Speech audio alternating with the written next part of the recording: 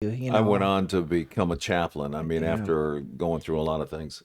Anyway, when I became a chaplain, I had to deal with counseling a lot of people in the military. And divorce is in the military is like 5 times what it is in the civilian life. And suicide is much higher as well. And so it's an ongoing problem. Yeah. And there's help available, but it's a struggle. Yeah.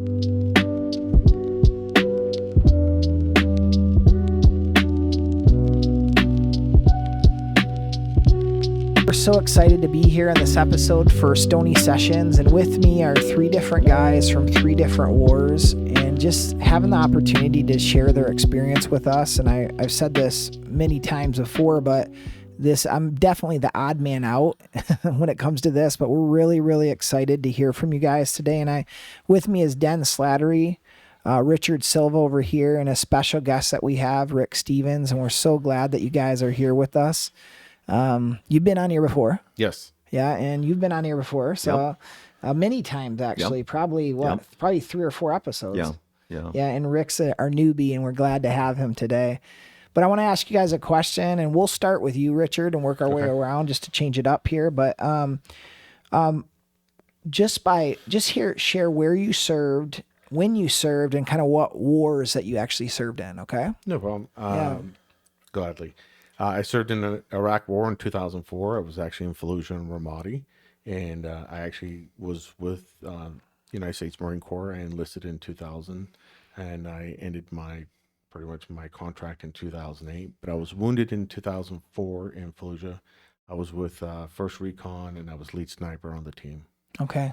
Now stop just for a second. Yeah, definitely. Many people don't realize that when he says he was recon, a recon unit was special forces in the Marine Corps.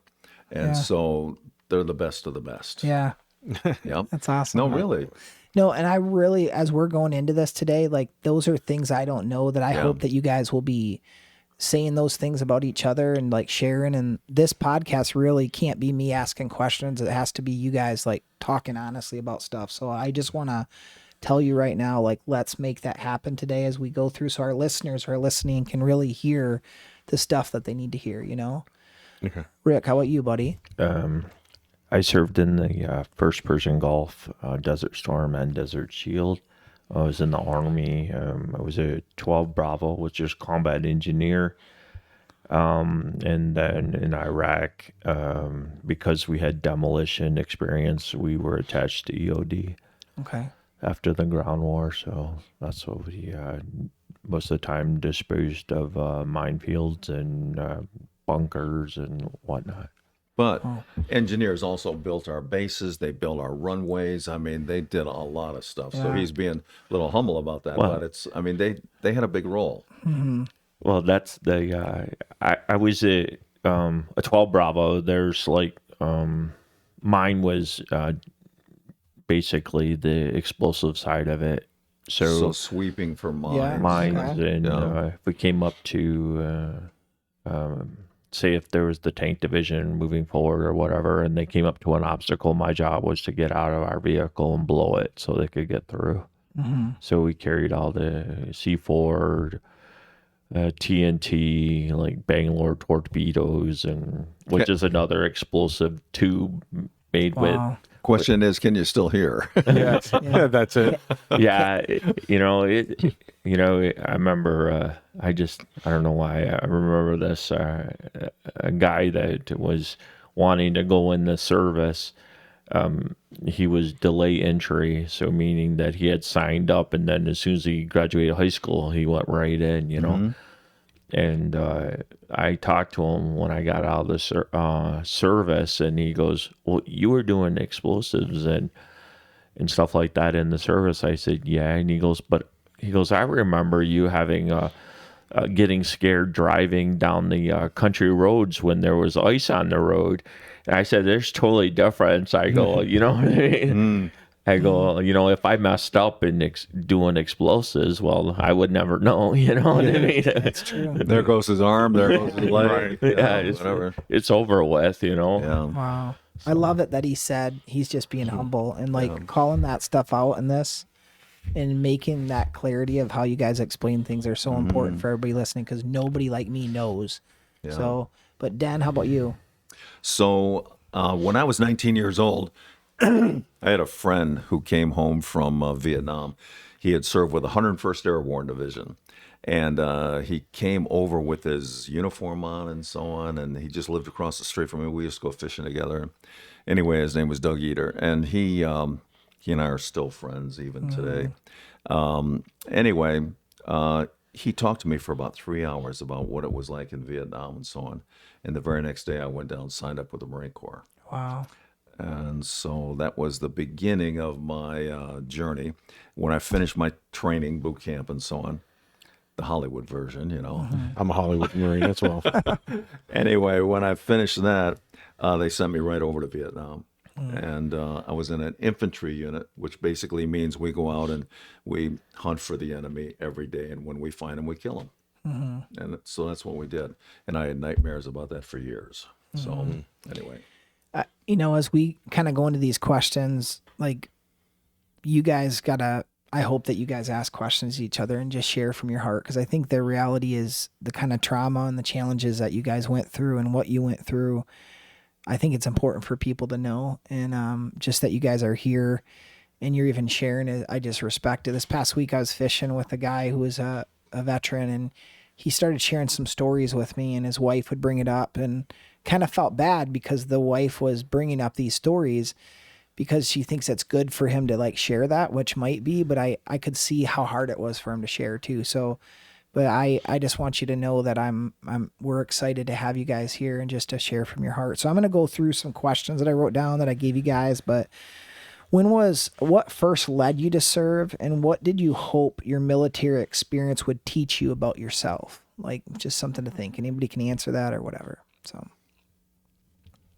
I think for me, it was just, something I can achieve. I enlisted late. I was 28 when I enlisted. So it was kind of like, not only did I want to do something bigger than myself and serve my country, but could I do it at 28? Was one of the things. They called you an old man, didn't they? They did. They called me a grandpa, the grand old man of the Marine Corps. In Vietnam, the average age was 19. Yeah. Okay. Right. And so yeah. And, for us, being at 28 and in boot camp, we learned about those that went before us. And I'm not talking about passing. I'm talking about those like Denny who served in Vietnam, and the respect that we have for those that stood on those yellow footprints, and regardless of what branch, but those, we learned about the Gulf War when I went in, because like I said, I went in 2000. So we had a lot of respect for our fellow veterans and those that passed. So they used to make us in boot camp.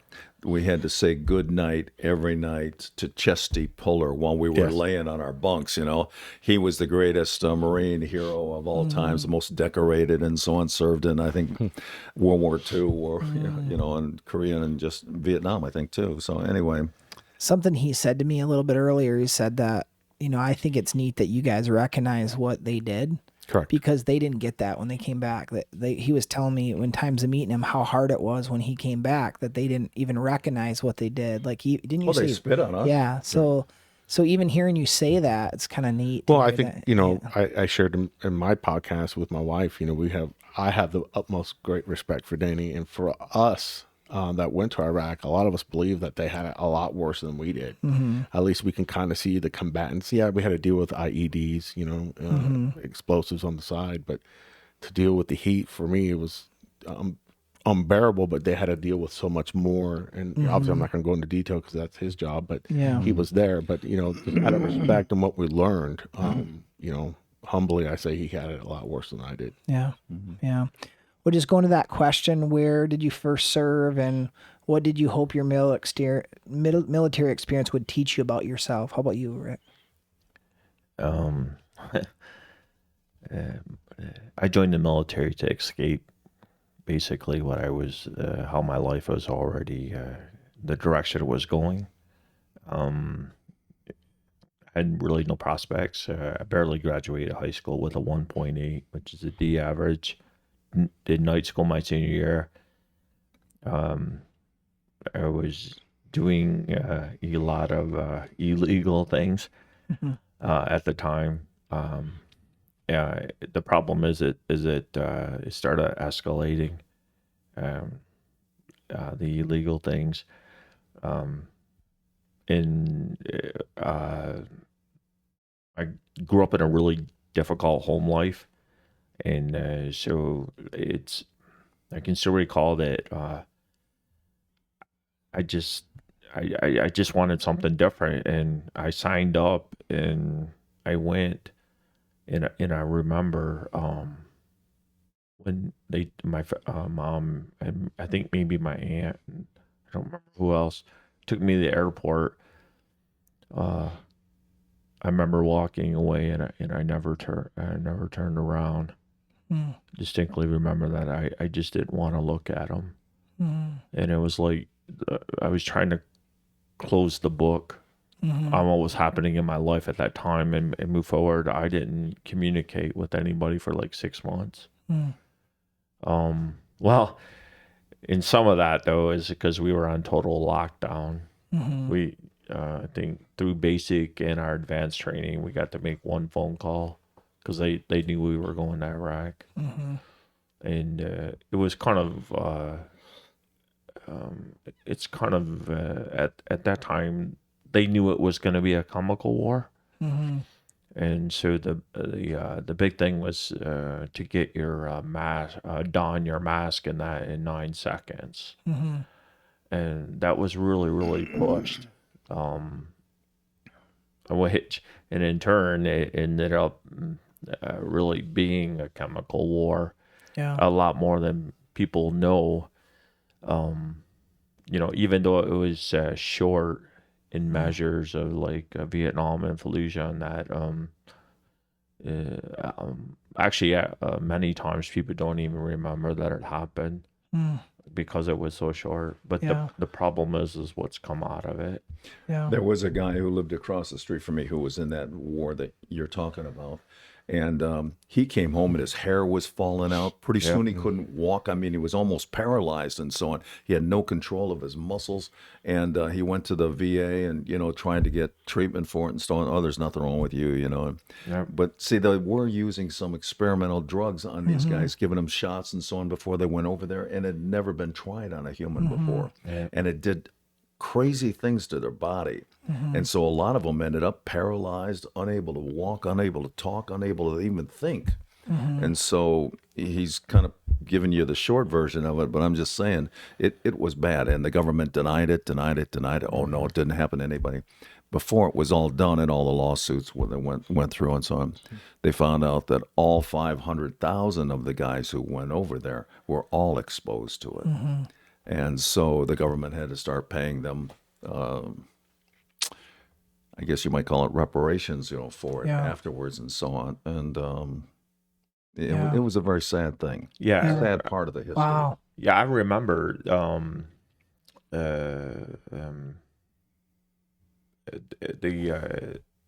when they were giving us small doses of nerve agent. Yeah. You had to Google Goblin, which is like, I don't know, catch me all and these shots before you go over. But when the first sergeant had you stand in formation and then make sure you swallow these small doses of nerve agent. And I remember how my body reacted. I remember vomiting so hard. And we took them for a week or two, and then they came back and they said that you guys should have never took those. So that was just wrong. It was just wrong to use them as guinea pigs. And I was a private, and when the first sergeant tells you what to do, you do it. Yeah, you don't think twice. Right. And see, no one listening would ever know any of this stuff. I mean, these are some of the things that I just think is good to share, and thank you for being open about this stuff, Yeah, with us in Vietnam, they sprayed everything with Agent Orange. We didn't know what they were doing. They said, well, it's a defoliant, to take care of the brush and so on in front of your bases and your claymore mines and everything, and this way you can find the enemy easier.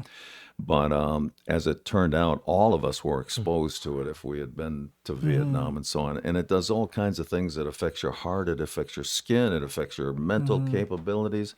There are still Vietnamese people who over there, it changed their DNA and twisted it so that they came out deformed and so on when they were born. Wow.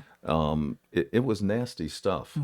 And the government denied it. Yeah. Oh, no, we didn't do anything, Eventually they had to come out and again start paying people. I want to be careful on how I'm saying this, just because. But do you trust the government? when No, you say- never. Okay, like it's like you guys are served it. You know what I'm Yeah. saying? Like you too, like you guys all like. Yeah, like for me, with Iraq and Afghanistan, we had anthrax and smallpox. Yeah, And exactly. so we were injected with 11 doses of each before we went over. And that's just wrong. And then Yeah. they said, "Oh no, we shouldn't have." The same thing. And so Yeah. when I put a claim in, they're like, "It's not your injuries on that of that is not combat related." And I said, "Well, I had it before I went to combat. Yeah. So how do you explain that?" And so, having said that, yeah, I mean, when I went before I deployed, yeah, you're gung ho, ready to go. When I came back after I was wounded, before I medically retired, I had a big distrust of the government. Is that a general thing that a lot of people that serve feel, that when you talk to people, do a lot of people feel that way or what? It sort of goes both ways. It's like we love the country, but it's like the politicians are the ones who send us into war and tell us to kill these people, and we don't even know why we're doing it, a lot of times. But they're the ones who do it, and so we don't trust them. 100%. Yeah. Yeah. Does that sound accurate? But we still love Yes. the country, and we, want to honor our service and so on, and salute the other people who served, but Yeah. the politicians and the ones who really sent us out there, no, we don't trust any of them. Yeah. Well, you said a little bit, but just going with that question, when did you first serve, and what did you hope to get from your military experience for yourself, Den? What would you say for that for you? I don't know. I mean, it just seemed like the government was calling on all of us to, rise up and serve your country and so on. And I wasn't really expecting to learn anything from it or, advance myself from doing this. But my friends had served, and I had other friends that I knew who were going that way too. We graduated in 1967. And the war was sort of still building up. It built up until the year 1970. We had over 500,000 people who were there. Millions of people actually served in Vietnam. If you look at the whole, from the end of World War II to the end of the actual war, 1975, a lot of people served. Yeah. And but anyway. Once I got to Vietnam, I just wanted to survive. Yeah. And I wanted my friends to survive, because if they survive, I survive, generally. I mean, we take care of each other. And so we had black guys right next to us, Hispanic guys, Indians, I mean, whoever they were. We worked with the Koreans. We worked with people from Australia and other places too. So. How would you, this isn't on any of your questions, just me asking, but how would you describe, like, people talk about going to war and that they can't duplicate the brotherhood that they had from what they had? Like my brother-in-law talks about, he came back, he tried to be a cop, and then he tried to be a firefighter, and he just said there was nothing like what the kind of brotherhood that you had. How would you guys describe that? Go ahead, Rick. I guess for me, that's what I think of as my country. I think, you look at the flag, I really, yeah, it symbolizes the country, but that's not my country. My country is the guys I served with, my neighbors. It's really, really small to me, because I don't understand all that other, like Danny was saying, like I don't watch politics or anything like that, because I can't do anything about that. I can impact my country or my community. It's the same thing with like my unit. I can impact what's happening to the guy next to me, and they impact me. All the other stuff, it and so I think that's where that tightness is, because they become your whole world. You know what I mean? Your unit, your squad. And then, even you know, you know, how they used to, like, if you get in trouble or something happens, it was always dealt with in house.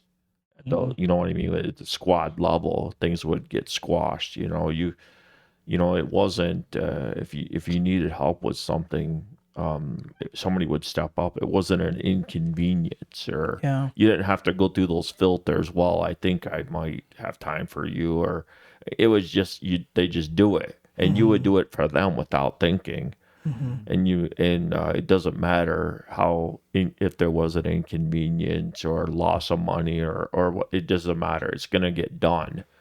And you just don't have that out here, Yeah. People are weighing out, does it benefit me? You know what I mean? And you didn't have that to deal with. Yeah. If I can just slightly elaborate, you're just on the same mindset, and so it's more than a brotherhood. You know, I served with 4 other guys, so it was 5 of us in the one team. And if there was a grenade thrown, there would be a fist fight to see who would jump on it first. And it's not to be prideful to, I'm going to be a hero. It's just because you love each other that much Wow. that you're willing to sacrifice yourself for the team, because you're all in that same mindset. And that was just my experience in combat, to where it's just like playing a sport. You don't need to look to your left or your right. They're automatically there. If you're that tight, and that's what runs the old machine. It just keeps going and going. So for me, it was more than just a brotherhood. It was more than family, And so, because again, you're eating, sleeping, fighting, loving, laughing, crying, bleeding together day in and day out. And so it becomes more, it's hard to describe, but it becomes more than family. And it's weird. In a short amount of time, you're willing to sacrifice yourself for that person. Yeah. It's weird. I can't even believe I'm saying this, but I saw this video a while back where guys have not seen each other and they come to the door with someone that they served with, and the embrace that these guys have, like the way that they just run into each other, like grown guys that you never see do that, just hug each other and love on each other. You can see the bond. It just seems like it seems like they've been brothers, that they're in the same family. It's like, it's beautiful, man. So no, and it's true. I mean, I'll tell a quick story. I was in Fallujah. There was a berm, and I was laying there. There was a lot of fire going overhead, and I look over to them. I was with like 3 other companies, and there was a guy I went to boot camp with right to my right. And I looked over. I'm like, hey. I said his name, and he looked at me. He's like, Sylvan. I'm like, yeah.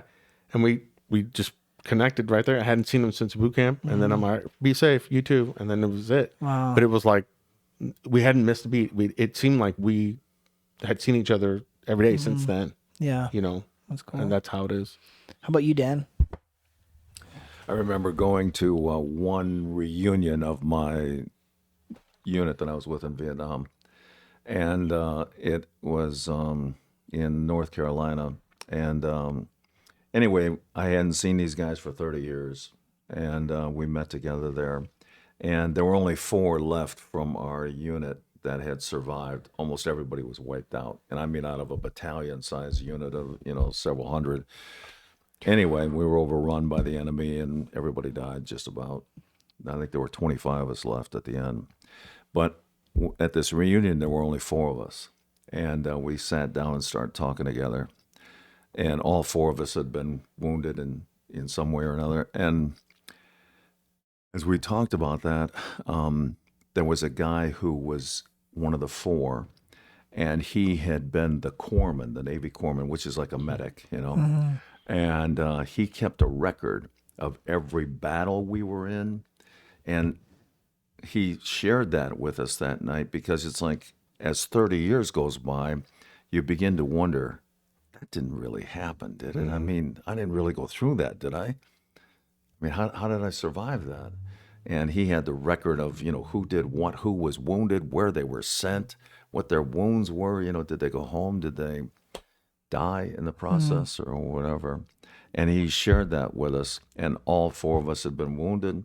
All 4 of us had been unbelievers when we went over there. All 4 of us became Christian. And all 4 of us ended up serving as pastors. Wow. I mean, it just shocked me. It's like, whoa. And because I didn't believe in God at all when I went over there, but I heard a lot of people calling on God when they were wounded, or they were cursing him, or they were asking him for help when they were wounded or whatever. God, help me, I'll do whatever, if you just get me out of here. Wow. And I didn't know God at all. Didn't even know there was a God, but God was all around. I mean, people were calling on him, people were praying to him, people were. What was it like Cursing seeing him. those guys? Just been so long. Well, it's been a long time since we had that reunion, Yeah. because it's been over 50 Yeah. years now since Vietnam happened, and it was great. And again, because that medic had the record Yeah. of everything that happened when I was wounded and when these other guys were wounded, I mean, it brought it back to reality. Yeah. And it's like, this really did happen. Here's the record of it. You were wounded this day. You had this wound and that one. Yeah. Anyway, it was awesome. This is a tough question right here, but it says, can you guys share a moment in combat or deployment that you felt completely broken and what carried you through it? It's a tough one.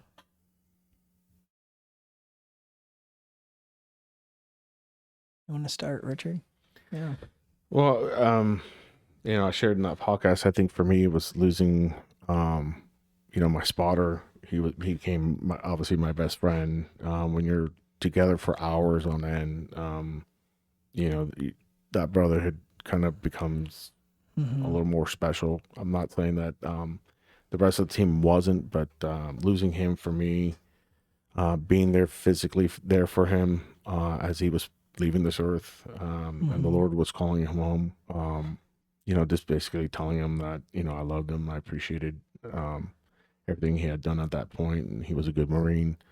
Trying to comfort him, as the Lord called him home, and I think for me that was the hardest. I at that point, like I said before, I had seen death before between not only coalition forces but the enemy, but when you see somebody that has fear in their eyes, you're trying to comfort them as best you can, and that to me is what haunted me. I guess after the war, I was diagnosed with survivor's guilt, so that was a hard thing, because at that point he had relieved me early, and I was supposed to be on watch, and so I always felt that should have been me. That was my duty to die at that point, but he had relieved me early, and during the deployment, countless times he had pulled me out of the fray. So it wasn't just that one time. I mean, that was the hardest. But the happy ending to that was, we made a pact, and I kept my promise, and I named my son after him. So that's awesome.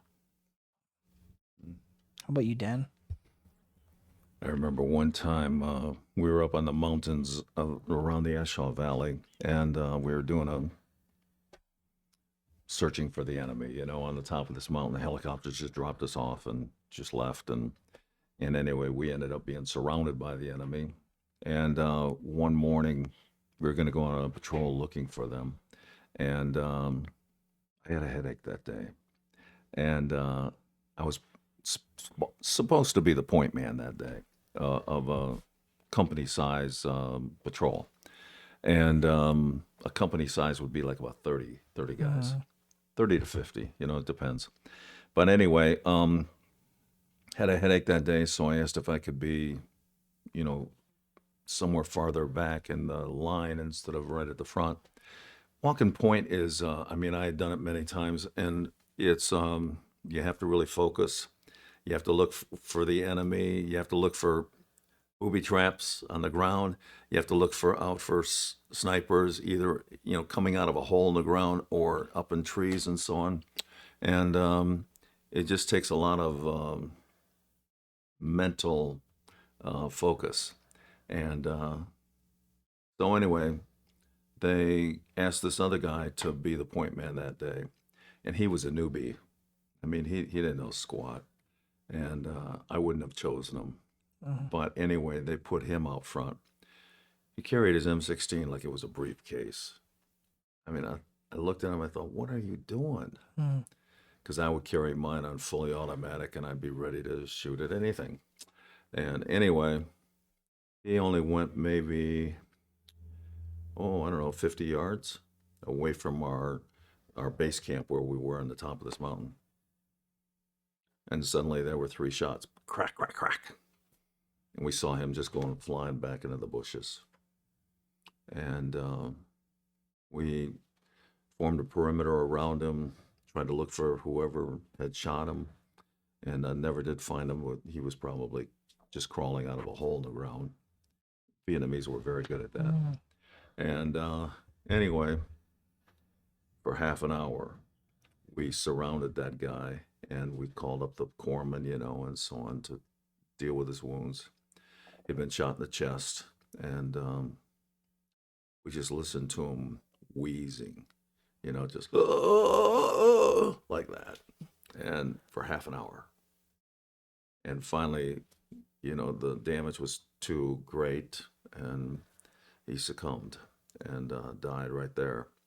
And so we had to get a helicopter in and evac him out.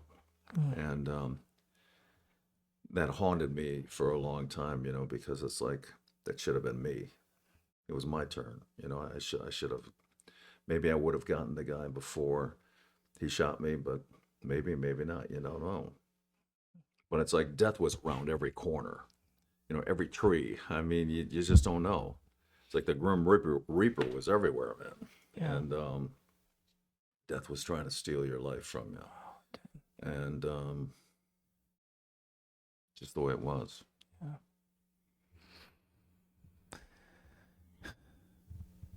Sometimes you don't even know what to say when you hear the things that you guys are saying, because you have no understanding, but Rick, is there anything that you want to share?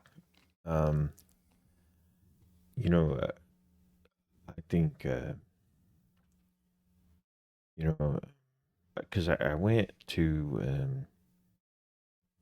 Iraq about 2 weeks out of training.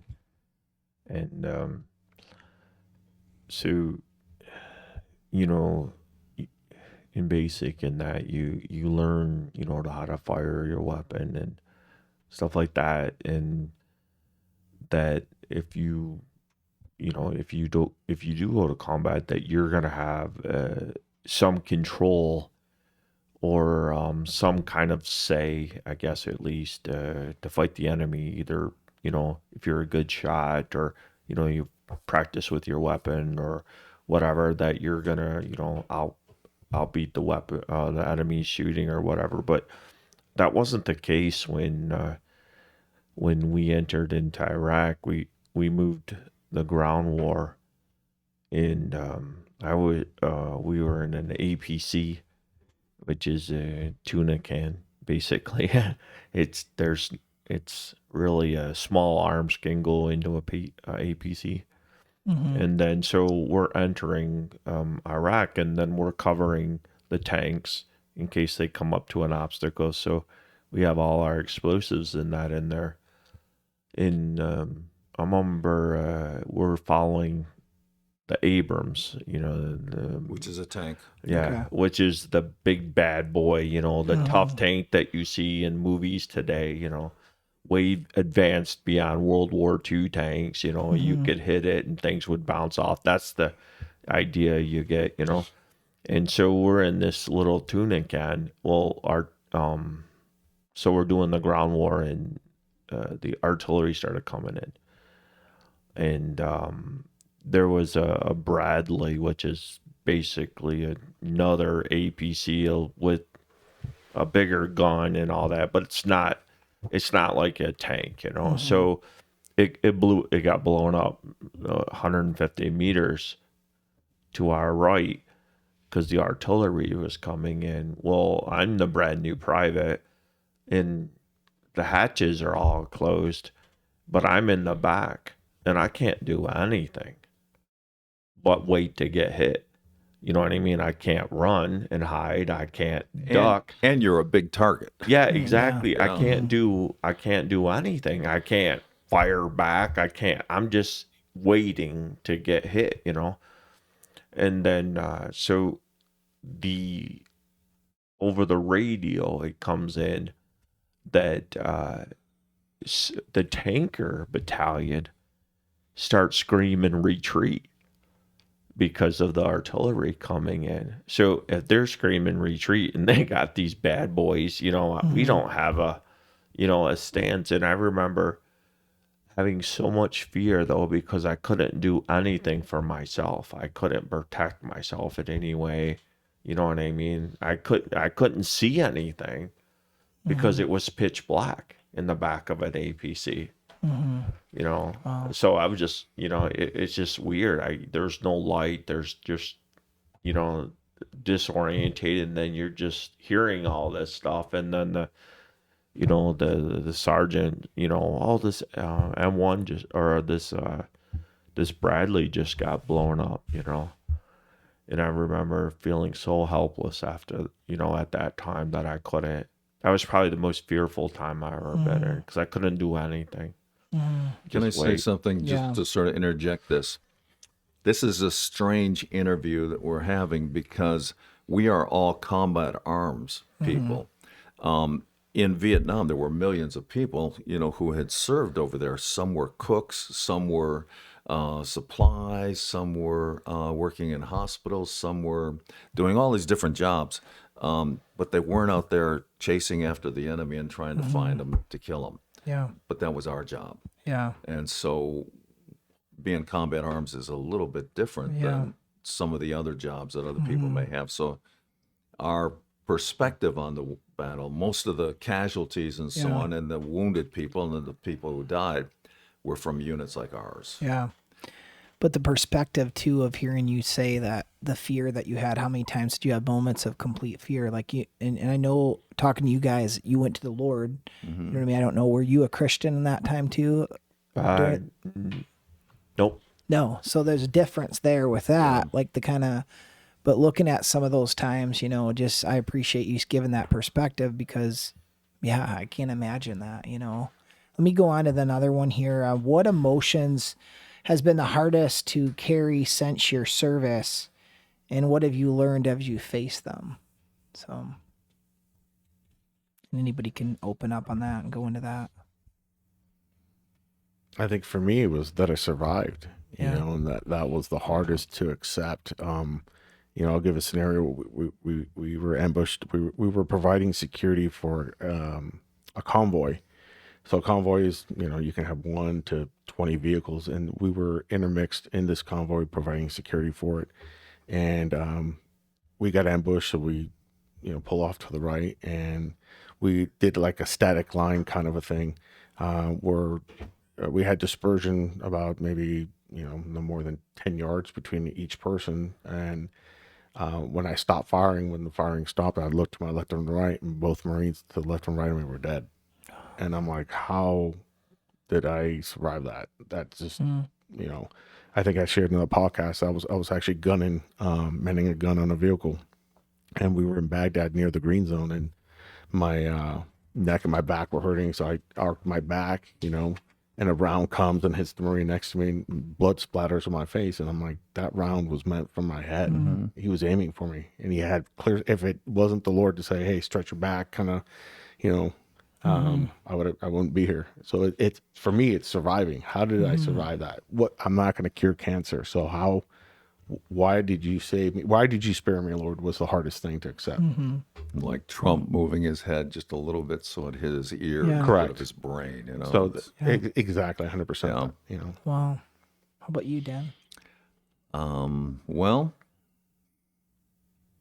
I think we've mentioned this already once, but survivor's guilt. I have thought many times, how did I get through that? You rethink some of the battles and some of the things that happened. I just remember bullets whizzing by my ear. I mean, it's so close I could just hear them, just going by. And it's like just one move was all it would take to hit me right in the head. Yeah. And but somehow I made it through that, and other people around me didn't. And I don't know. I mean, those kind of things.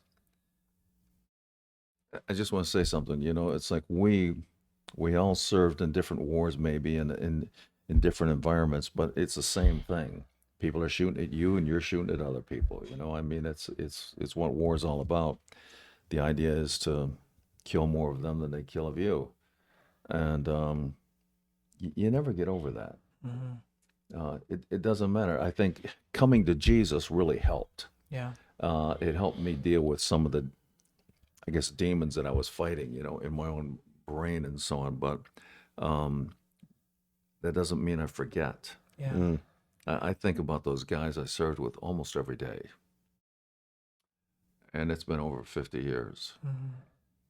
I can still remember the battles that took them and what happened, and I grieve over it.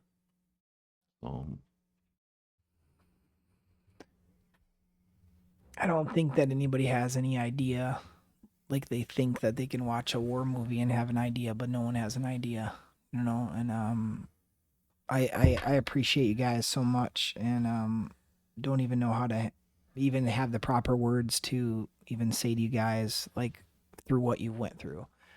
And I can't imagine it. We think in everyday life you go through challenging things, and you do, but nobody can explain the effects that war has had and what comes on the other side of it. What about you, Rick? Anything on that one on number 4? Just any emotions the hardest to carry since your service, and what you've learned as you face them? My biggest thing is I didn't do enough. Mm-hmm. I wasn't a good enough soldier. But I didn't. Well, and I'm still not good with that. But I didn't really know what was happening. Mm-hmm. I've learned that your mind decides how it's going to handle things. You don't really get a choice. And I remember, I stayed in to do my 4 years. Well, actually, I got out 3 months early, and but they wanted to send me to to become a sergeant, and I didn't want to do it. And soldier of the month and that, and I didn't want to do it.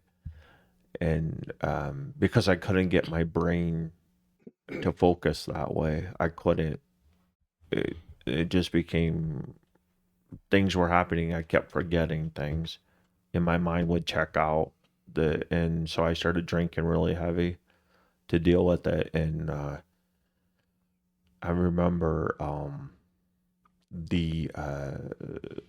it was a weird situation, because I was the best 60 gunner in our battalion, and when they'd sent us out to do competition, my squad took first place 2 years in a row in that. But in the garrison life, where you spit shining boots and all that, I just couldn't. The downtime, I couldn't function correctly.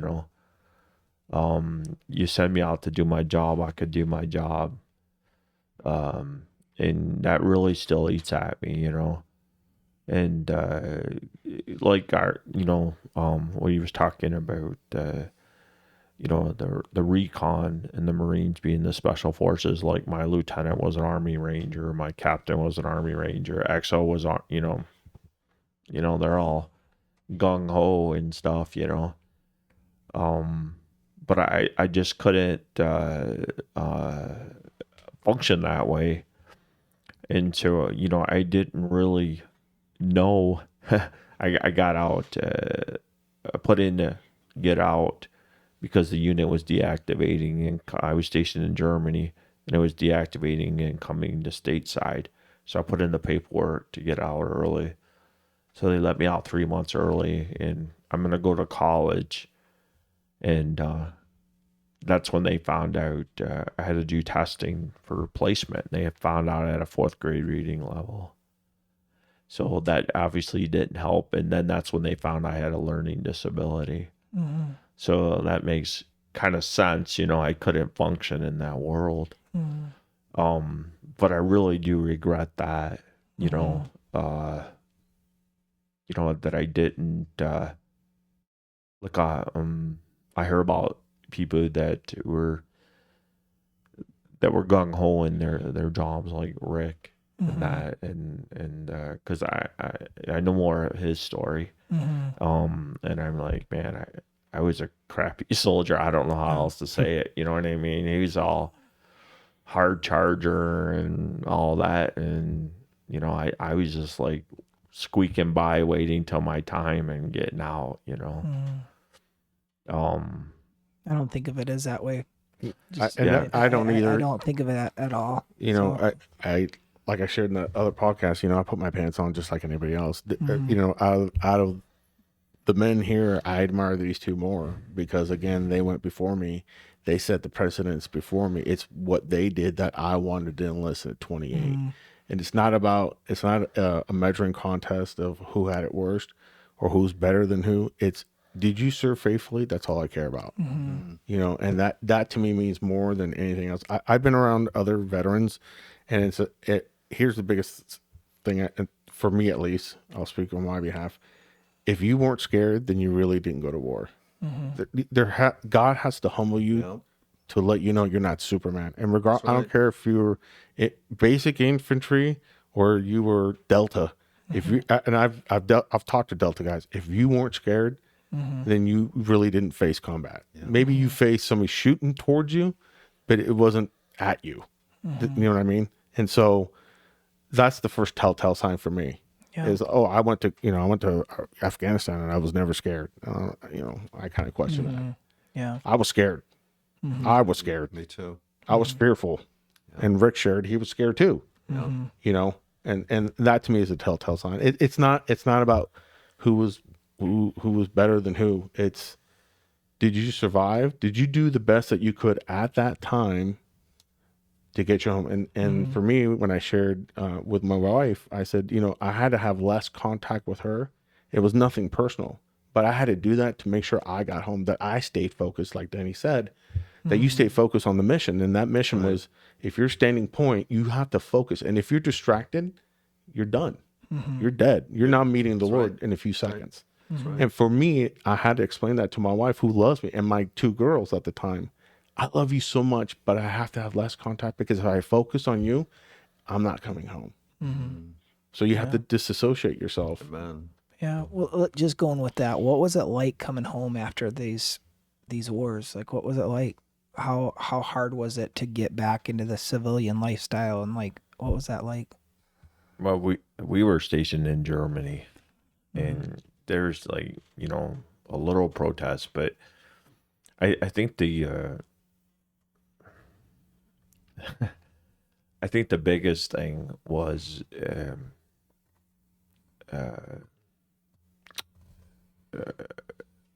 I think you really seen it with the married personnel Yeah. adapting to their spouses. I didn't really see the change until I came back, the differences until I came back to the U.S., because I had been stationed. I did my whole time overseas. So it was, you know, learning to how to function back in the U.S. again in itself, but then had been in the military. On top of it, my mindset, you know, everyone else had still did their thing, you know. But I remember we were in this little village called, this little base post called Dexheim in Germany. And when we went to Iraq, they labeled it Sexheim because all the married women. So they actually were posting guards to not let people in there to sleep with the married women. And I remember when we came back, the sergeant major had us out there and trying to you know, discuss with you some things have gone on while you've been away, you know, and trying to, and there were some really serious incidents, you know, when guys had found out, you know what I mean? Because all that trust obviously was gone and all that. And so that's where we really seen it, was within our little post, you know, the people trying to adapt to what had happened within their families. You know what I mean? That was the real impact for us, because we didn't get any like Denny or like Rick, or it wasn't flashy like, or everyone hating them. I mean, there was like some protesters at the gate, but it wasn't really, it was really insignificant. You know Yeah. what I mean? It wasn't a big deal. So Yeah. But you, Dan, because you talked a lot about it being really hard to come back. Well, for Vietnam vets, it was because the whole country hated us. I don't know if you remember back in those days, but in the 60s and 70s, there were all these protests. And colleges, had these protests, these sit-ins, and so on. And they were protesting the war in Vietnam. They were saying terrible things about us who had served, as if somehow we had done the wrong thing. And so we felt, guilt and shame just sort of poured on. And quite frankly, I mean, most of us, we didn't trust people. I didn't trust, not only not the government, I didn't trust regular people. I would walk into a room and I'd just be thinking, if anything happens, what am I going to do? What can I use as a weapon?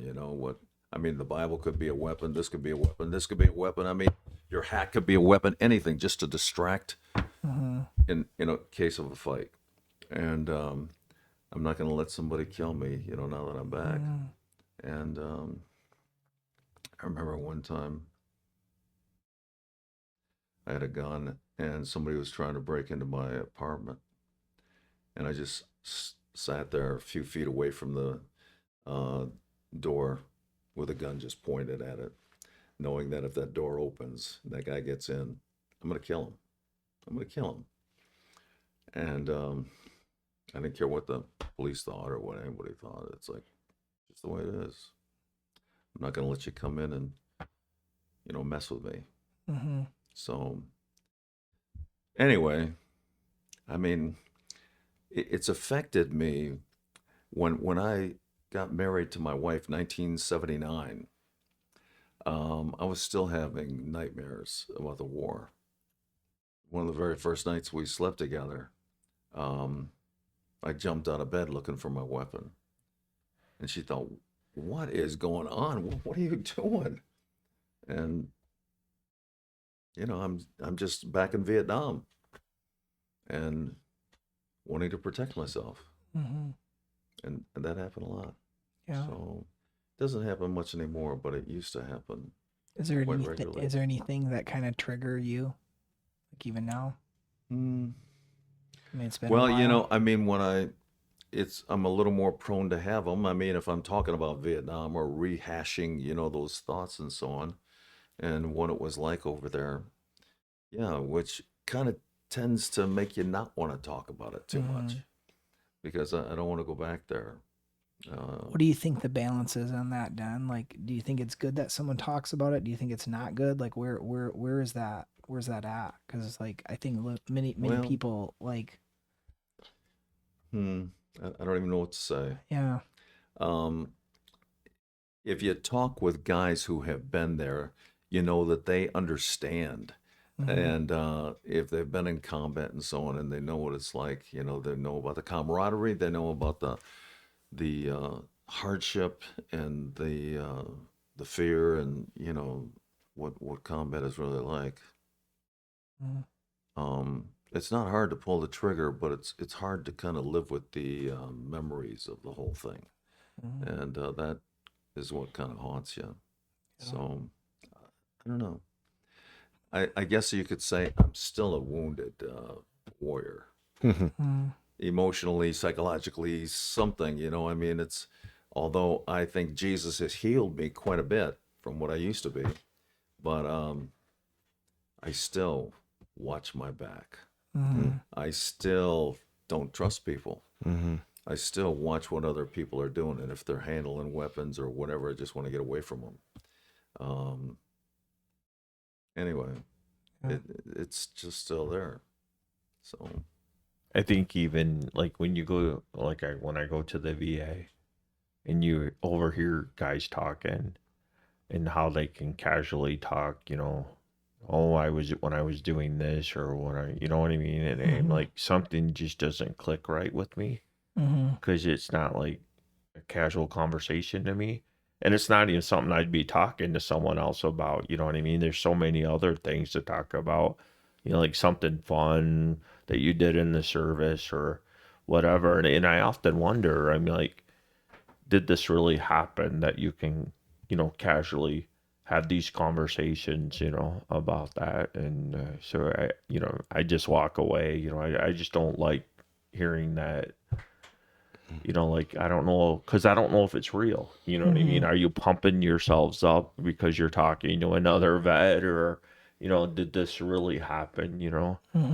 Um, so I don't like that. And I guess it's the same thing when, when I had went to try to join the service organizations, the same thing.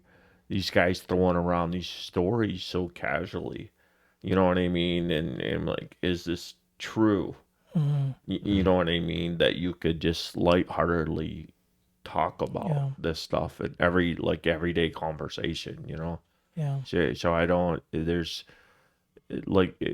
not talked about like with the gravity of so For yeah. some people, the war, any kind of war, it was you were in the vicinity of a war, but you didn't really participate in it. You never really saw the enemy. I mean, to you, it was just a party. Maybe you're getting drunk every day, or smoking pot, or whatever. And so your perspective on the whole thing is much different. But if you really were involved in the action, it's a very different experience. Yeah. How about you, man? Well, obviously I didn't go to Vietnam. So we kind of came back to a hero's welcome, but my experience was a little different when I got back to my unit. So, the Marine Corps is very superstitious, and I think Denny can tell you. So I got labeled as the charms guy, which is, you can't trust me. My leadership skills were lacking compared to what my unit was telling me, because, I was the only survivor, and that some of the guys that died were 10 times better than me. And kind of like I was sharing with Rick a little bit earlier driving here, it's like when you beat a dog into submission, it will finally do what you tell it to do. And so I, even though I was a Christian, I started believing the lies that they were saying. So I am no good, I should have been dead. And, so I would end up lying when I would go to the VA or wherever and say I was a cook, just to avoid talking to people, and avoid rehashing what my experience was. Or I would lie and say I was a motorcycle accident because it looks better, you know what I mean, in a sense, just to kind of escape and not have to share. But, I'm proud now of my service. And like I said, to a certain degree, I have no regret, but it just, my experience was a little different coming home when, thinking about a lot of other Iraq or Afghanistan vets came back to a hero's welcome. I'm glad it changed. Denny's service, made it a little different, maybe for Rick and I. I don't know Rick's full experience, but I'm hoping he came back to somewhat of a little bit better greeting than what Denny got. But mine was a little, like I said, definitely coming home was a hero's welcome, but getting back to the unit was a lot different. I'm going to skip down to a question here, and it kind of answered a little bit, but it says, what does the true healing look like for you now? And do you believe it's possible even if the battle's over? What is that? Because I mean, is it the Lord? Like, what is it that helps you heal? Like, you even talked, Dan, about how it's still something you deal with many, many years later. It never leaves. What does healing look like? Is it possible? What's your thoughts? Well, it's like washing in the blood of Jesus, right? And when you become a Christian, and although I'm still a sinner and I will continue to sin, right? You have the Lord, you have that divide. And so, for me, I deal with it daily. I'm reminded by my injuries that I served, which again, I have no problem with that. It also reminds me I'm still a sinner, that I need a savior, right? And so for me, I don't want to say I'm completely healed 100% because I'd be lying.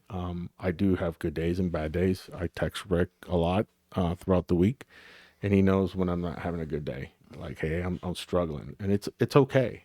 It just means I need to rely on the Lord more. It's not that I don't need to at all. It's just, hey, I need the extra prayers. I shared some information with you guys before I got here. I just need some extra prayers. I'll end up getting cancer. I need some prayers. You know what I mean? And it doesn't mean, like I said, I am completely healed. It just allows me now to rest assured that no matter what happens, God's in control. And that's the huge difference in my life. Yeah.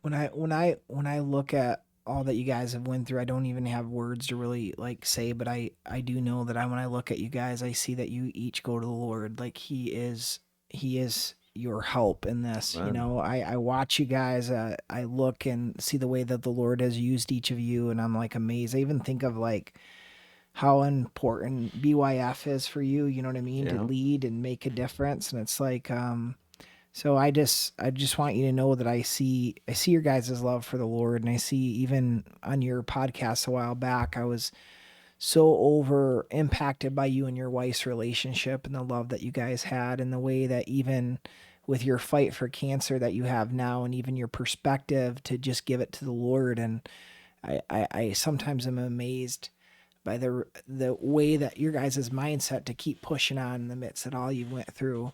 When I think that something so hard in my life, I spend time with you guys and I realize I have nothing to complain about, nothing to worry about, nothing, because I'm impacted by your guys' life and what you've done and what you've went through. When you look at all that's going on, what do you wish people understood maybe about the inner battle that many veterans face, or even when the war officially ended? Like what would you wish that people would understand about these battles, and what would you guys say to that? You could say that to people. I think some of our injuries, or most of our injuries, are not physically that you could see. It doesn't mean we're not hurting. Yeah. You know, and that to me is like one of the big ones. You know, people see me and they go, "Oh, you got all your limbs," but they don't see the rods, the knee replacements, the pins, the screws I got just to put me back together. Emotionally, I'm a wreck at times, and you know, I think that to me is what I wish people could see. I tried my best to put a smile on my face. There are days where I shared with Rick earlier. There's days I don't even want to get out of bed. I'm in pain so bad, and I go, Lord, my cup is overfilled. Just please allow me to get up, because I'm married and I have kids. And now, you know, Perez is 18, Uriah is 12, and it's like it's not fair for them. So I have to put one foot in front of the other. And I think the one thing that the three of us can share in being in combat, it teaches you resilience, you know, and that is what I want for my walk with the Lord. There's temptation all the time, as I think we all share, drinking, doing stuff we're not supposed to do. But if you stay resilient to the Lord and stay focused, then your faith is in that. Again, you're washed in the blood of Jesus, and that's what we need. Amen. Yeah. Amen. It doesn't mean, real quick, it doesn't mean it's perfect though. We're still humans and we still sin. Yeah. You know, And we still have good days and bad days, you know? Exactly. Yeah. when you were talking about healing, it's forever changing. You know what I mean? It's not like cure. You know what I mean? I think cure can't even, you know, you were talking about, you know, how does Christ help us? For me, it's, you know, I've gotten to the point, you know, been through all the doctors and that, and they don't have any inkling what's going on. And so it is what it is. And you know what? My healing is everything. If you keep searching for something, a blessing, you'll find it. And sometimes it's just, I mean, it's just really simplistic things. You know, you might give an extra prayer to God or an extra thanks because the meal was better than you thought it was going to be. But that's how I heal, though. You know what I mean? Because I spend most of the day just saying thank you, Lord, because all goodness comes from Him. And I mean, I could sit there and, you can go there all day long and go, God, why are you letting this happen to me? That's not going to change anything. It's going to happen. I can't do anything about that.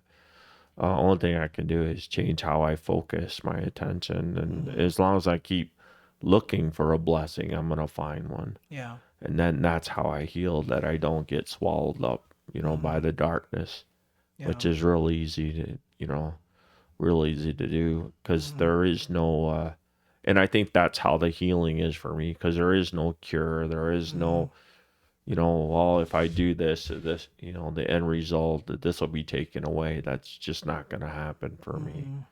Yeah. So. There have been times in my life where I don't know, maybe I'll be watching a movie or something, and I'll just start weeping. I mean, and in my mind, I'm thinking back to, what happened. And, but the tears are cleansing, and they're helpful. In just talking normally to people and so on, I'm probably going to present more of a bravado attitude instead of, a weakness. But there are moments when, God knows, there's still a wounded soul in there. And although I've received a lot of healing over the years, and I'm a lot better person than I used to be because of Jesus and His blood, like Richard's saying, He is our peace. As it says in Ephesians 2. And He's the only one who can really give us peace. Peace of mind, peace of heart. And so I would say peace is not really a place, it's a person. And it's Jesus. If you want to, if there's somebody out there listening to this and maybe you're struggling with the memories of war or something like that, Jesus is your peace. Turn to Him, cry out to Him, share your heart. He has the answers. Amen. I always, on the way here, we were talking about our spouses. And I think, veterans that have spouses, they'll tell you the truth. God gave you those spouses. And Rick and I were talking about, and I'm like, I would have took my life a long time ago if I wasn't married. But my wife, Wendy, helps keep me on track, and she's an amazing woman. She tells me the truth, and it's just that I have to listen. You know what I mean? And God gave us our spouses to tell us the truth, to help guide us, and to help us heal. And to love us. Yeah, because I mean that, who else is going to, like, you don't take your wife to the VA with you because they'll tell the truth on you. You know what I mean? You know what I mean? You know what I mean? So, but we were talking about that, and I think to have a spouse is a really big asset if you listen, and that can provide a lot of healing. And I think that's, God gave us those spouses. Yeah. For that, Yeah. They're like intercessors, you know what I mean? And that's, I think for me, Carmen's my caregiver. So, because of my injuries, but, I wouldn't, like Rick said, I wouldn't be here if it wasn't for her, just because of where I was going, where Satan allowed my mind to go. And she helped remind me, basically before I deployed, we were great. And then when I deployed, she was like a single parent, right? She had to watch the kids, and then I come back and it's like, okay, you got to do what I tell you to. Cause I'm used to giving barking orders. And she's like, I'm your helpmate. I'm not in the military. Yeah. And so we had that conflict but now, we're right. And, I've asked for forgiveness, not only to the Lord, but to her, and our marriage is great. Yeah. And so, hey, Rich, say something about your dog too. You have a service dog. I do have a service dog, yeah. And unfortunately, I didn't bring her today. I had a doctor's appointment before this, but my service dog has tremendously helped, and I've been talking to Rick about it as well for him to get a dog, hopefully.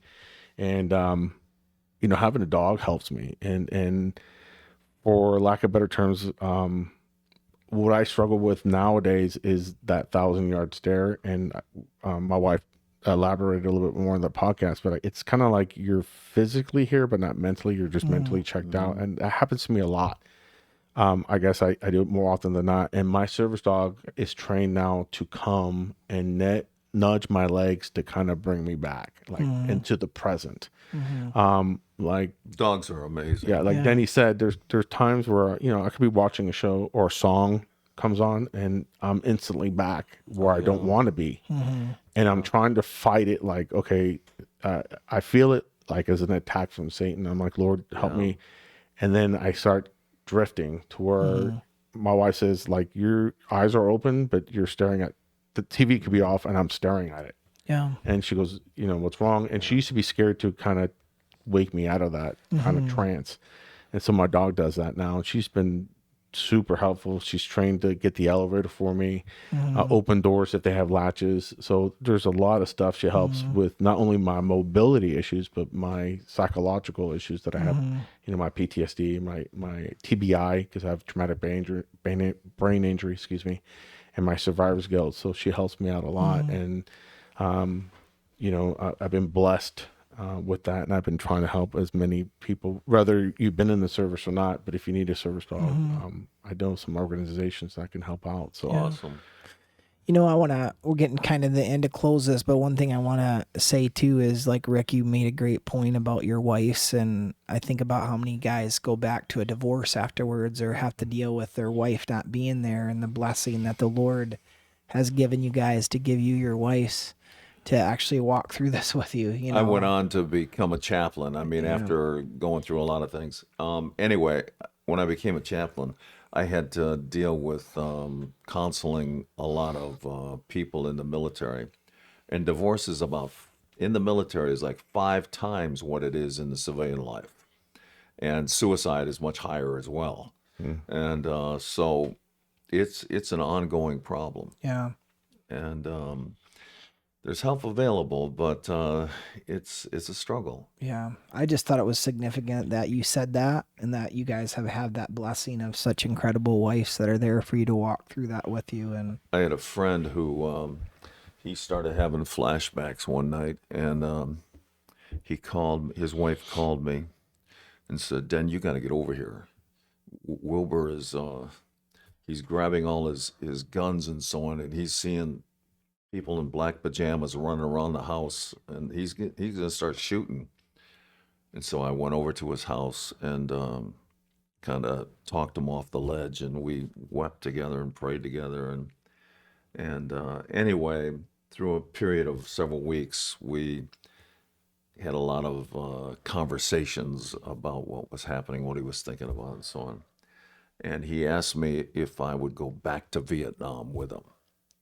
And I had a different experience than a lot of people did in Vietnam. I started off in the infantry, but then I got into a what was called a Marine Cap Unit, and it was a program set up by the Green Beret, and we kind of worked back and forth with them. And they would go into a village and try to get to know the people, and provide them with medical care and school supplies and various other things, and do some humanitarian stuff, but live right there with them and train them in how to run patrols and so on, because the enemy would come in the middle of the night and steal their food and rape their women and kill the village leaders. And so we went on patrols every night to stop that. And anyway, my friend Wilbur was infantry, Army, and he had seen a lot of action and so on, and he asked me if I would go back to Vietnam with him, so I went. And we were there for 15 days, and seemed like some real healing took place in his life, while we were over there. And we got back to the States and had a great welcome home, and it seemed like everything was good. About 2 months later, he went into his barn and hung himself. And I was shocked. Thought, what is the deal, Wilbur? I just went with you back to Vietnam. I thought everything was okay. He never even told me he was struggling. And it just broke my heart. I did his funeral because his wife asked me to, but it was just such a sad commentary on how deep the wounds go. You know, it's like in some ways there is no healing, but in Christ there is healing. But that doesn't mean you get rid of the memories. You know, you still have them, and for some people they just never get beyond it. And so you have to treat people as if they're right on the edge, because you just don't know. Yeah. You know that even what Rick was saying and what Danny was saying, like most of the wounds, you can't see them. And it's interesting because my wife having MS and then having drop foot, so she's had mobility issues or since she was 17. She's 10 years older than I am, so the whole time we've been married. And it's interesting when we walk together, and so I'm always helping, but a lot of people will help my wife and courteous and stuff like that. And I joke about it, but my wife is a whole lot healthier than I am. You know what I mean? Because you can see it on the outside, but like medically, everything, I'm a disaster compared to her. You know what I mean? And it's but the treatment is different. You know what I mean? And and I live it all the time wherever we go. You know what I mean? And it's really like now, because of what's happening with my well, it's been happening for some years now, but with my nerves and that, for some reason, like I'll walk like 10 minutes and then my body will start sweating really bad, and the fatigue will be so overwhelming I can barely make it back to where I was. So I'll use the handicap parking spot if I go into Meyer to cut down on the walk. And I feel so bad though. You know what I mean? Because you can't see it. I mean, you might see what I look like if you were waiting to see what I look like when I come out and I can barely make it to the car. But, you know, so I think more is expected of than I can really do sometimes. You know what I mean? And it's not that I don't want to, because I think anybody with ailments wish that they would do it if they could. I think for the most part, Yeah. But that's just not. But it's just kind of interesting what we're talking about here. How ours is mostly you can't see it, and it's kind of, well, my wife's very independent, so there's a lot of things that I'm not allowed to do, and it's funny sometimes though, because I know people are looking at me going, "Oh, why isn't he helping her?" Yeah. You know what I mean? Because I'm not allowed to. You know what I mean? It's just kind of how the whole dynamics. I get to see it from all these different perspectives. Yeah. I'm not a gentleman because I'm not helping, and then she's stronger than I am, and she gets treated differently. So it's just it's just really weird to see all this, and I have this thing on the back of my car that everybody is fighting a battle that you know nothing about. That's all of us. Yeah. To what degree it's different, but everybody's fighting something. Sometimes I don't even know how to respond when people come up to me and say, "Thank you for your service." Yeah. And sometimes I just think, if only you knew. The one thing I learned to say over the years is thank you for your support. But like Danny said, you have no idea and for me, it wasn't like I could care less about my sacrifice. It was my guys who died for you, and you have no clue. Yeah. Exactly. No clue what they, that sacrifice meant more than me getting wounded. I can care less about that. In the podcast I shared, I get more emotional about talking about my guys that died than me getting wounded. Me getting wounded, I could talk about that all day. I have no problem with that. But when I talk about certain people, it's like I start tearing up because that pain is so real and so there. Yeah. It's hard, and it's hard to explain to people who have not experienced that. You could say, well, I've lost, a family member or a kid, and thank God I have not lost a child, but it's hard to explain. And we don't want to offend people, Correct. with what we say, but again, we don't really want to be honest with them either. Yeah.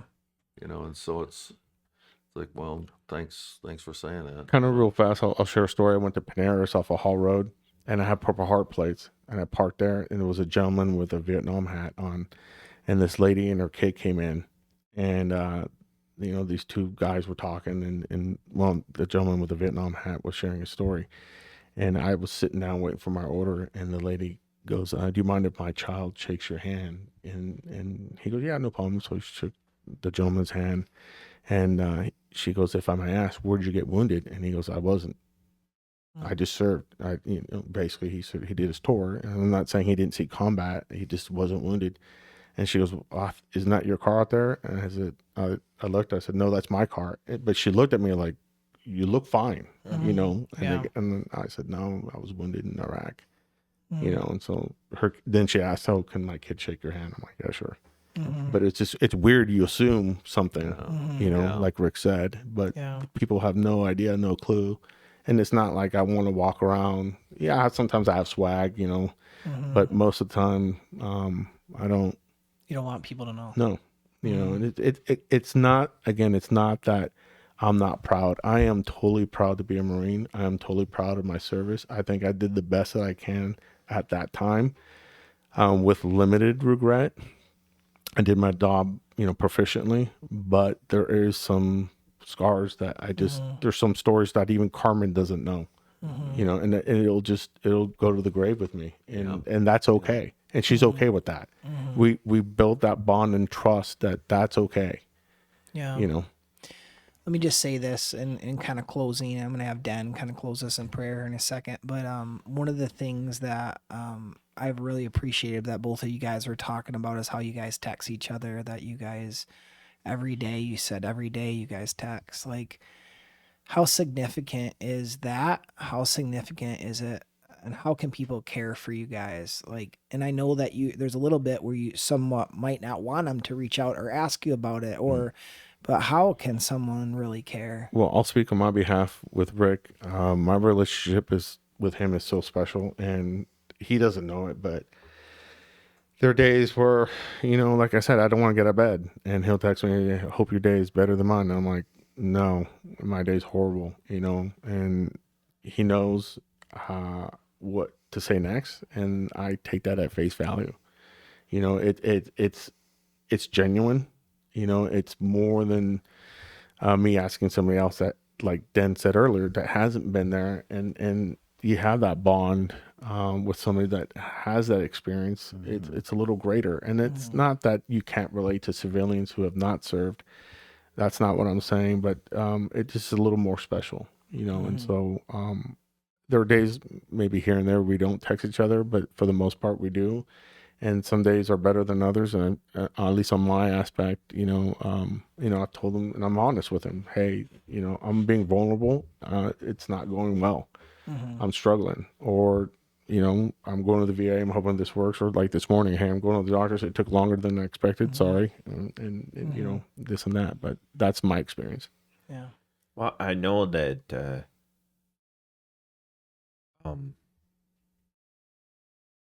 there is no answer. I mean, we have no answer for anybody else, and they won't have an answer to our problem either. But I think that it's really more simple that just to know that someone else is there with them. You know what I mean? I think that's really what it is just to say, "Hey, how you doing?" And like you're saying, it's a genuine, "Hey, how are you doing?" You know what I mean? It's not going to be an in-depth conversation because I can't fix him. I can't, I can't give him advice, but I just let him know that he's not there by himself. And I think that's really a lot more important than people think. You know what I If I mean? can just interject real quick, it's in the military. You have your six, right? You have your back, and that's what it. That's what it is. Yeah, because I mean, I think maybe that's how it should be with everyone. Really, you're not gonna have the answer to people's problems. You know what I mean? And a lot of times they don't want you to talk to them as you're trying to solve their problems. They just want you to be there. Yeah. You know what I mean? And I think that helps that helps a lot, especially like you're saying, if it's heartfelt. If you reach out and, hey, I hope you have a blessed day. Well, they really want that for you, even though it's going to be a hard day and all that. Yeah. But just to know that you generally hope for the best. Yeah.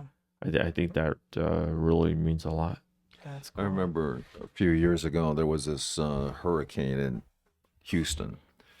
The whole city was covered in water. I mean, up to the waist or so on of most people, and I was chaplain with Samaritan's Purse, and they called me and asked me if I'd go down there, and so I went to be part of the relief workers and so on. We would go house to house and help, knock down all the walls and so on, and put stuff up by the curb for a dump truck to come pick up.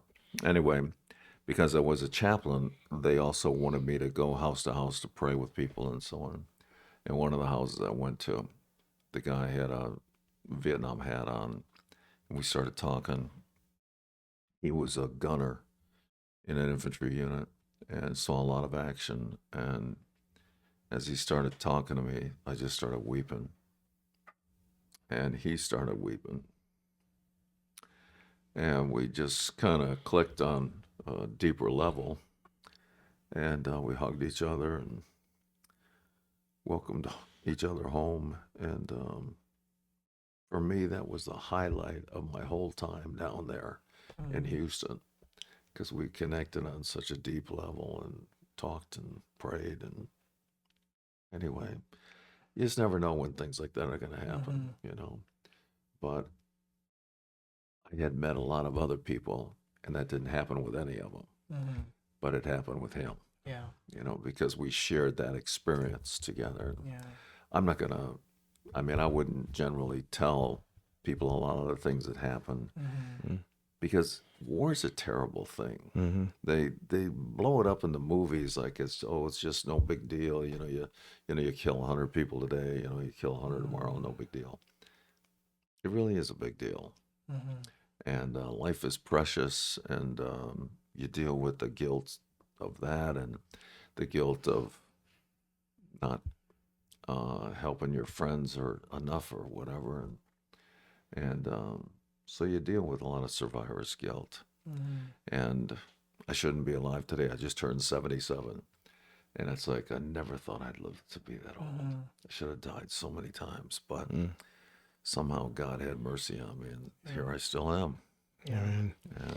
And I just wanted to say something real quick. Even if people don't understand it, that have never been in combat, or even in the military, maybe something that I was thinking about that, because maybe they can't relate, but something that maybe people that have not served can maybe have a basic understanding is when you sign the dotted line to join the military, you don't own yourself anymore. You know what I mean? You completely have no ownership of yourself. If you damage your body, you can have action brought against you. even if you get a sunburn. Yeah. I mean, people don't understand that. It's complete no freedom. You know what I mean? And I was just trying to say that that's just to serve. If you sign, you know what I mean? Well, you don't get to say, well, I would do this or I would do that. No, there is no choice. You know what I mean? You're told what to do. Yeah. You know what I mean? And so, you know, when people look at, I was thinking of when I like Vietnam veterans, you know, there was no choice. Mm-hmm. You know what I mean? How the military, the action, I mean, if you don't do your job, there's consequence against you, and it's severe. You could lose your life. You know what I mean? So when these things happen, there wasn't like you in the civilian world where you can say, well, I choose not to. You know what I mean? No matter how bad it is, you know, they didn't have a choice, you know, and that really, you know, when especially Vietnam, you know, when people talk about, you know, my uncle he served 2 tours in Vietnam, and you know, he's really messed up, and you know, the names that people gave him and that, and you know, oh, you did this and you did that. Well, they were drafted, and then they don't have they no longer have choice. You know, I don't really know if people understand that concept. Yeah. That you don't have choice, you do what you're told. Yeah. There's only 2 ways out: either death or you rotate home. That's it. What does rotate home mean? Rotate home means you've served your time in Vietnam. Like in the Marine Corps, it was 13 months, and in the Army, it was 12 months. But when your time is up, they say, okay, you can go home now. So that's one way to go home, and the only other way is by death. Yeah. So it just depends. Well, yeah, even today, I mean, people need to look at people that are joining the military. Even today, you're signing away who you are. You know what I mean?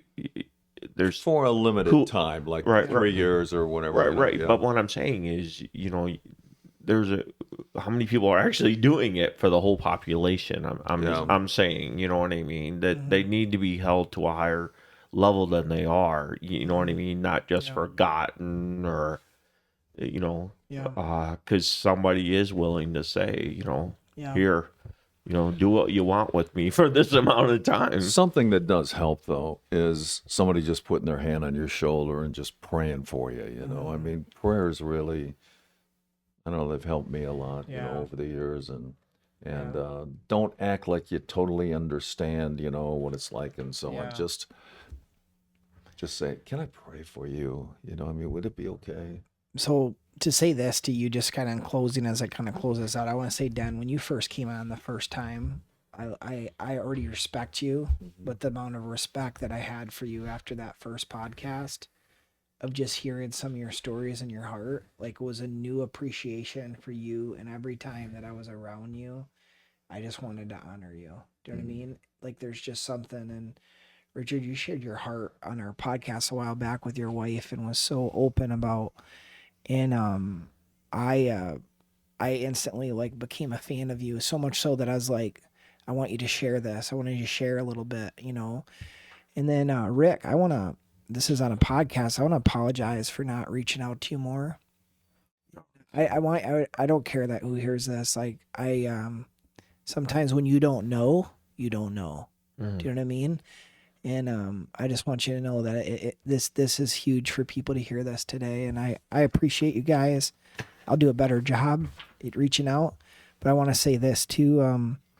This podcast, if it impacted you at all, you know, you can share it on Apple, Spotify, Amazon, or YouTube. And we have services at 9 and 11 on Sundays. But I also want to say this. Den runs a ministry called BYF on Fridays. And it's and we have quite a few veterans there. You do, and it's from actually from 12 o'clock to 2. They have a meal, and it's incredible. And Den leads it, and he shares from his heart. And he's not as long-winded as me on Sunday morning, and it's a great program. We developed this thing called 1-point sermons. Yeah. And we only get 10 minutes or so to do it. And so no matter who comes in to speak or whatever, we give them 10 minutes. That's what you get. Yeah, and it's great. And just to let you know, and then on Monday night, we have this thing called Care Ministries where you can come and people work through things, and there's a bunch of different Celebrate Recovery and just a bunch of different things that are offered there at 5:15 on Sundays. But Dan, will you kind of close out this time Sure. with prayer? So. Okay, Father, we just want to thank you for your goodness and kindness. I thank you for these brothers in arms. Lord, we each have our story, and you have done healing in each one of our lives. Otherwise, we wouldn't even be able to talk about it right here like we have today. I thank you. I thank you for healing. I thank you for Jesus. I thank you for how he is our peace and how he offers us peace and tranquility and healing at the deepest level. For those who are out there right now who may be listening to this, there may be some out there, Lord, who need peace too. Maybe they're thinking of jumping off a cliff or committing suicide in some way. And I would just pray that you would stop that wouldn't happen. I would pray that you would show them the hope we have in Christ, that there's a reason to live for tomorrow, that you offer us healing and cleansing and even a new start. It can only be found in salvation in Christ. And if there's anybody out there who doesn't know you, I pray that they would say yes to Jesus. I commit it to you, Lord. Thank you for Pastor Nate doing this with us today. And I pray and bless him and his family and the church that he serves. In Jesus' name. Amen. Amen. Thanks for tuning in to today's episode. We're so glad that you're here. If this message spoke to you, don't keep it to yourself, but share it with a friend and help grow our podcast community. We'd love to see you this Sunday at Stoney Church, services at 9 or 11 a.m. We're dropping the next episode next Wednesday at 12 noon. Hit subscribe so you don't miss it, Join us then, and until next time, stay inspired. and see you soon.